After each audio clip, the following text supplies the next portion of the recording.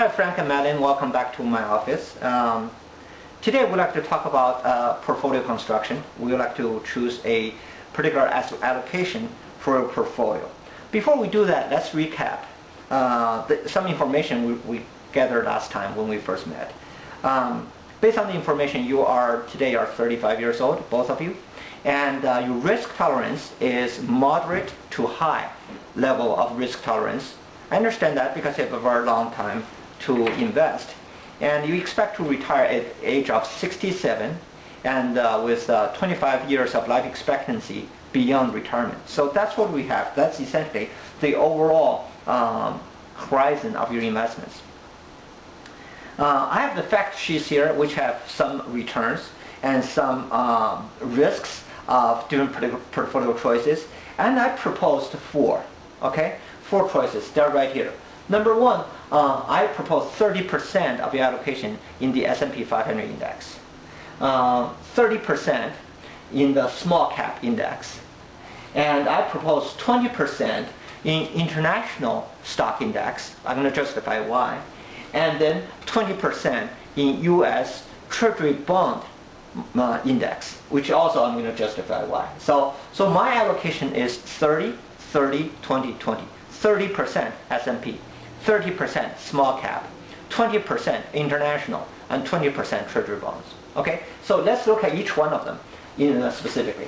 Number one, I've always liked index funds because they are low cost. They are potentially passively invested, especially S&P 500 index, which is the market benchmark. Studies have shown that many actively managed funds do not beat S&P 500, even before management fees. So it is a good idea to invest money in the S&P 500. I personally put lots of my retirement assets in the S&P 500 index. So that says, because it's low risk, because of its market benchmark, it's hard to beat. Number one. So I allocate 30% for you in the S&P 500. That's number one. Number two, I'm looking at the small cap index. Small cap index is important because they generally generate higher returns. All right, how much higher? Based on the fact sheets, I'm reading at 13.5% for small cap versus 9.0% for S&P. That is 50% more returns than the S&P. Okay, that says historically, small company index has outperformed large cap index, which is S&P, by a very wide margin.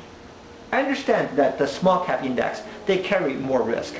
All right, the beta is 1.7 versus the market index S&P has a beta of 1.0. I understand that, but however, know that you have very long time horizon. Know that you're also doing something called dollar cost averaging, because you're putting money in once every month, actually when you get a paycheck.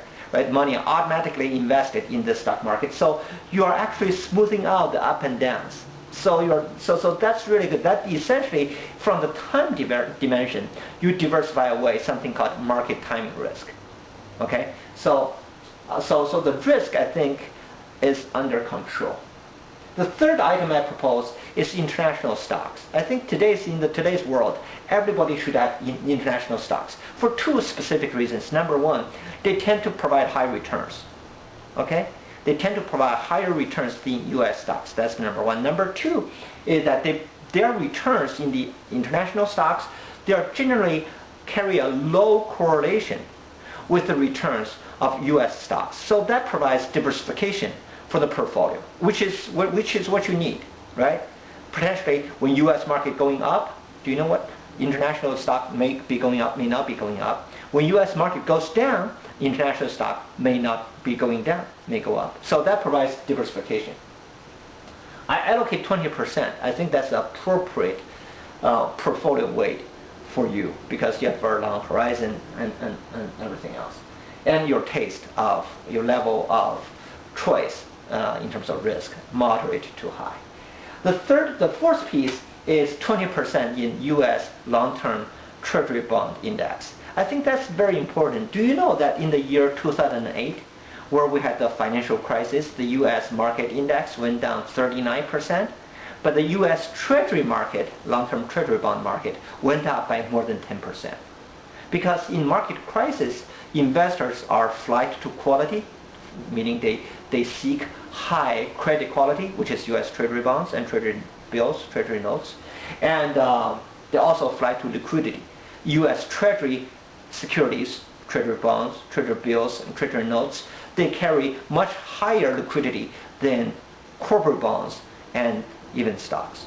So given that, I allocate 20% to you. So I believe that's an appropriate allocation for your retirement needs. Let me recap: 30% in the S&P 500, 30% in the small cap index, 20% in international stock index, and 20% in the U.S. Treasury bond market. So that's my allocation. Do you have any questions? I'll be happy to go over those with you in great detail, and please let me know. Are you ready to move on to the next topic? Let's do that.